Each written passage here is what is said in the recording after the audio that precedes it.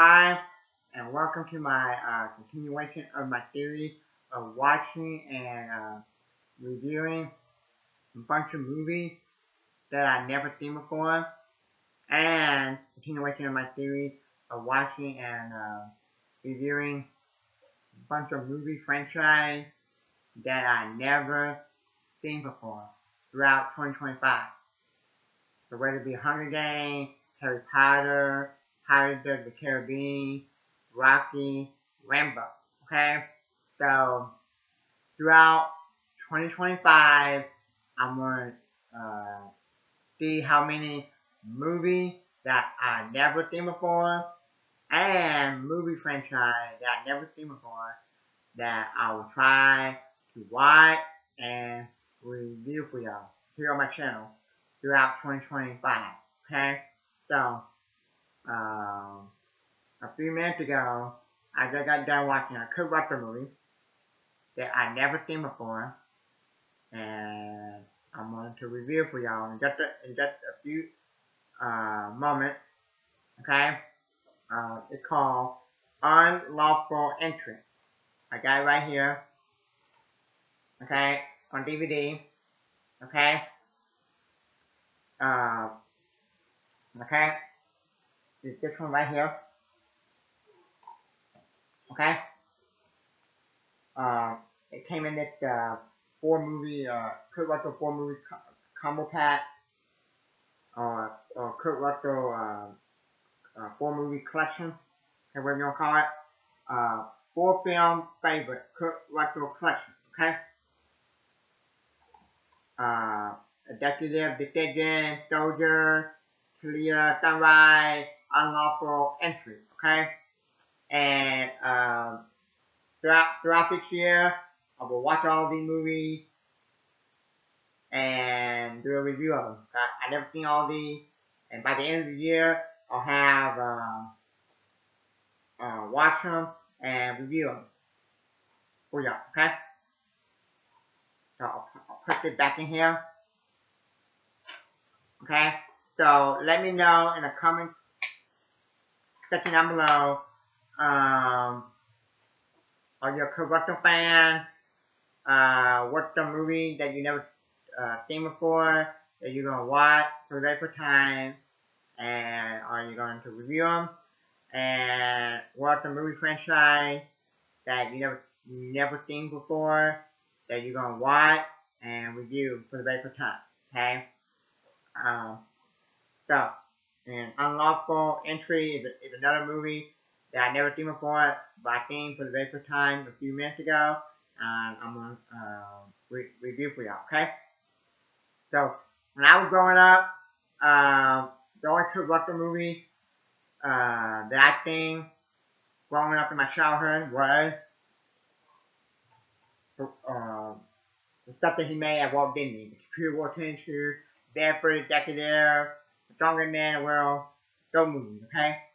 And then I think after that, the only other Kurt Russell movie I seen outside of Walt Disney is with the Guardian Galaxy Volume 2, when he played Star-Lord Dad, okay? Um, so, uh, okay? So, Unlawful Entry, directed by Jonathan Kaplan, starred Kurt Russell, Ray Loretta, Madeline Stowe, hope I got the name right, June 26, 1992, 112 minutes was the running time, 23 million was the budget, 57.1 million, okay?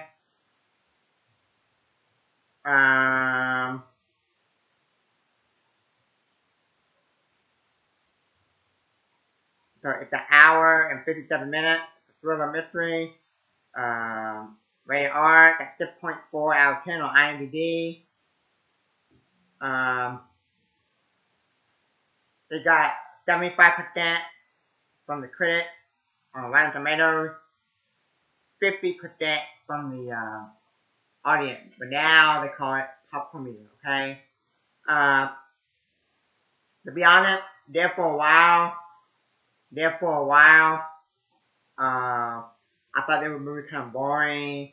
I thought I was gonna hate it there for a while, and then the second half of the movie, it got better. Okay, um, okay, cause there's some movie that I watched from beginning to end, and it's fantastic. Movie that I have a good time, and I'm not bored. It keeps me interesting or entertained from beginning to end. I think those are awesome movies. Raiders of the Lost Ark, Captain America: The Winter Soldier, the original King Kong, um, Real Bravo.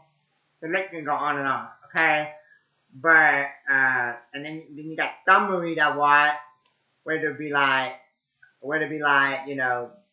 first half of the movie, it's fantastic or fun, and then maybe the second half of the movie, or maybe like the second hour of the movie fall flat, or it could be vice versa, where like the first hour of the movie, um, it could be boring, and then the last 30 minutes or hour of the movie, depending on how long the movie, um, uh, like the last hour or 30 minutes of the movie, pick up and get me in the movie, get me interested in the movie. Whereas like the first part of the movie, the first half of the movie was boring. Okay, um, and then a bunch of movies like that. Okay, some of the Marvel movies. Okay, um, and okay, this is one of the movies where if I need to watch again, cause I thought after the first half of the movie, I was gonna hate the movie and give it an F. Like man, this is boring. Kurt Russell is not likable in the movie. It's terrible. Not one of his best movies. That's what I was saying to myself. Okay, to be honest. And okay, and um, and then I'm like, I can't wait for this movie to be over. And then when I get to like the second half of the movie, or the half of the movie, wait, okay, let's see, how long the movie? Hour 51. So let's say, right at an hour, or hour and 20 minutes, or something like that, okay? Half of the movie, uh, it was getting good. And I'm like, okay, it got me a little interested, okay? I'm like, just when the movie, banned, like the whole of the movie. Throughout the whole movie, okay?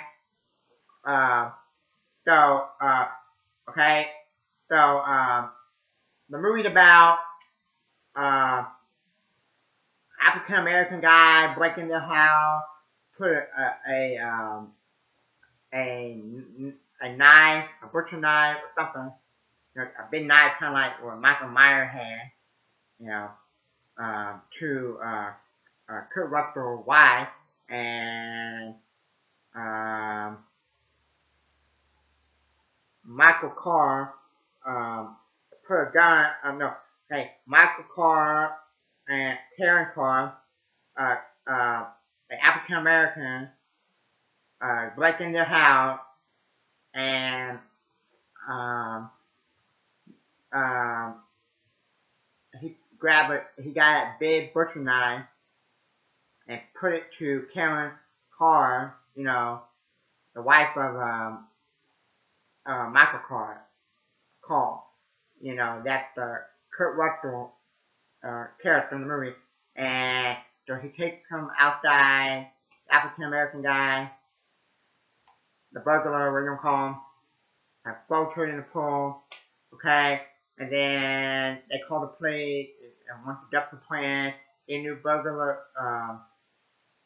alarm, a new security system, and one police officer, very nice, and he does it, okay? and and then it turned out Mike um, he be a psycho, and he like kind of have a crush on Karen Call, Michael Call, corrector white character in the movie, and uh, but before that they find he Michael Call and Pete Davis, crazy psycho officer.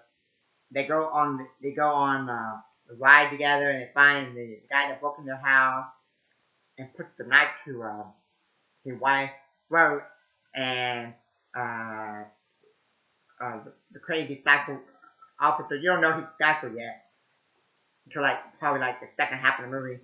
Um, he threatened to he goes and like beat them, and Michael Paul, Kurt Russell character, they don't do it, don't do it. He like, but he broke in your house, and um, and then his wife thinks he's crazy, and they have like a bar or a party or something, and he said, "Get the F out of here! I don't want you near me and my wife." And people think he's crazy, corrupt or crazy, Michael Carr. And it turned out Pete David is the crazy one. And Pete David, the officer, plant a drug in his house, and the burglar alarm goes off, or the sound system, whatever, and they find it in his house, the drug, and he goes to jail. And when he's in jail and stuff, he come and try to like force Karen call to make love to him, have a gun and stuff. She tried to take it away from him and said, "Then I'm gonna give you a little gun." And then somehow, um, Michael Carr, Kurt Russell character, had a lawyer and got him out. His lawyer were able to get him out of jail, and he was driving real fast, running a red light, and got back home, and he knew that because the reason why he was running back home, driving real fast, running a red light and stuff, because Pete David visited him and said something that tipped him off when he was in jail. Okay, so this was when the movie was getting better. Okay. Uh, okay. So yeah. Okay. And I like the ending. Okay.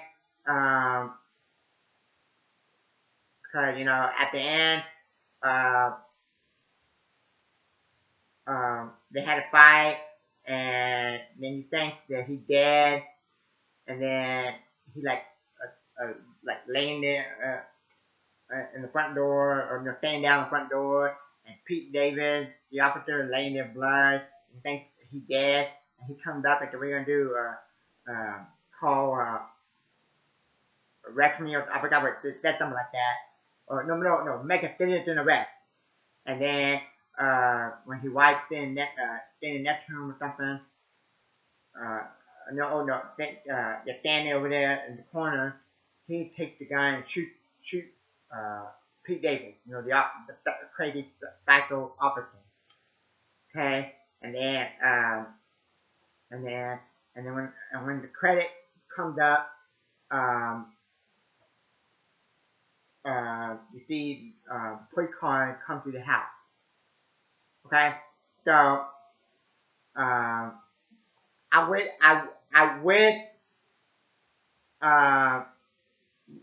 we saw more crazy psycho Pete Davis.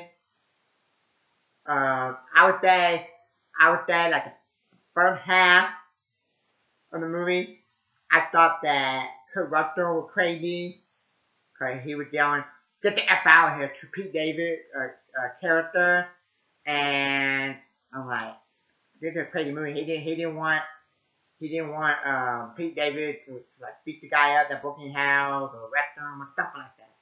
And people thought he crazy. Um, okay, but but Pete David, in my opinion, is the best part of the movie. Okay, I like movies when you have crazy villain like that. When you have crazy villain like that in a movie or superhero movie or action movie, it makes for a good movie, in my opinion. Okay, look at No Country for Old Men. Look at the movie North by Northwest. Okay, just just good example. Okay, um, so the guy, so Pete David was the best part of this movie. Okay, and if it wasn't for him being a psycho, crazy cop, then I would say this would be like a forgettable movie. But I would say the first uh, the first half of the movie I didn't really like. Probably need to watch it again, the movie again, see if my thoughts and opinion change on the whole movie, or at least my thoughts and opinion change on the first half of the movie, which would be like the first hour. The second half of the movie, like the last hour of the movie, um, got better, and that's when I got interested. Okay, um, so I would definitely watch it again. Um, it was just okay because, like I said, the first half where I didn't really care for when I was watching it, and then the second half I got interested. So I'm gonna say this is a C, just okay, okay, um, okay. So that's it. Thank you for watching. Um, and turn that time.